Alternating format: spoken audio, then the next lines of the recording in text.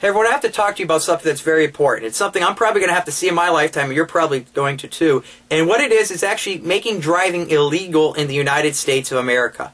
Now, people say that's preposterous, that doesn't make any sense, people need to drive their cars to go to work. But every day, if you really look into the newspapers, you see more and more stories about autonomous cars, cars that drive themselves. You have Humvees that drive themselves, Google cars, Ford Motor Company, Volvo, and also Nissan are bragging in how they want thousands of these cars on the road within the decade. You know, you have newspaper articles saying that by the year 2050, the vast majority of cars on the road won't have a driver. People are saying that no one will even own a car, that a car will just be like a taxi. You call it, it picks you up, and brings you to your destination.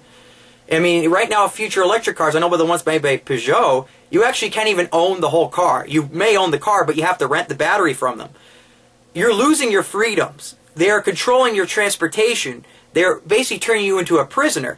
Pretty soon you're going to see that they're going to try testing people again for over and over again to get their driver's licenses. That every so many decades you might need to get a new test. And that's going to be a new revenue generator and a new way to control people.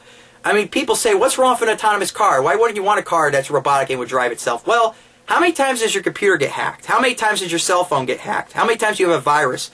Do you really want that in an automobile? I mean, think about it. Right now you have cars on the road that can parallel park themselves. That means that somewhere the computer has control of the steering, the brakes, the accelerator, everything's under control. So if someone was really able to hack into your car, I mean, people could disappear. People could be kidnapped, people could be killed, people could take control like a semi-truck and drive through a bunch of buildings and kill people that way. So autonomous vehicles are not something I'm really into. So I want you guys out there, you know, to try to be a little bit more vigilant. Because it's not just going to come from legislation. It's not just going to be politics that's going to make this. It's also going to be the insurance companies that are going to start raising the rates on people who drive their own car. I mean, look at the state of Connecticut, for example. Right now, it's getting harder and harder for young people to get driver's licenses.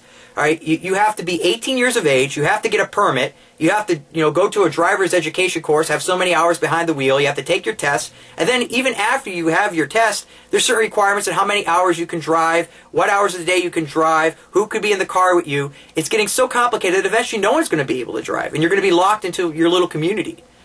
So everyone out there, stay vigilant.